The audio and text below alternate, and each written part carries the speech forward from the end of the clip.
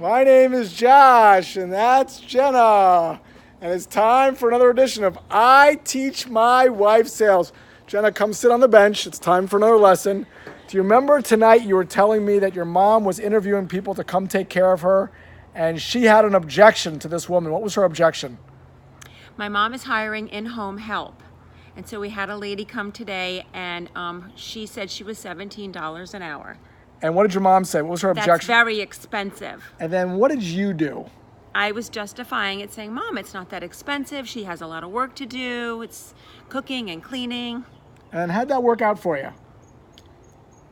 You know, it didn't work out well. What happened? It just kind of escalated things and your mom went back and forth? She thinks it's expensive. Didn't get you anywhere. Right. So when we try to overcome objections, things often get awkward. People Right. do what? They kind of dig in their heels. Right. They stick to their guns. They want to stay consistent with what they said. So I taught you a new framework. Instead of overcoming objections, we have to seek to understand objections. And I taught you a 4-step framework that you can apply to your mom when she has an objection the next time. So let's role play this price. I remember the first one. Step number 1, the price is too high. Acknowledge. So what might you say? Acknowledge that she feels the price is high. What would you say? Hey, I understand you think that's a lot of money. Yeah. You've never had to pay anybody to come into your home to help you before. And automatically when you do that, it's going to reduce the pressure. You hear an objection, that's not a problem, I understand. Step number 2 is what? I forget. We want to isolate. We want to make sure that this is in fact the real objection and that she doesn't have any other objections with actually the product, or in this case, the service or the woman. So what might you ask?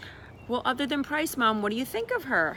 Yeah, essentially what we're asking is, other than price, do you Take like price out of the equation. Do you like the product? Are you happy with the product? Yeah, and let's assume she says, yeah, it's just price. She's very nice. Step number 3 is what?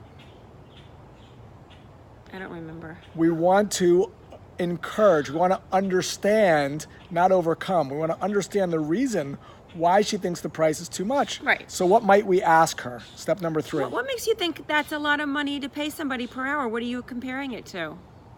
That's okay.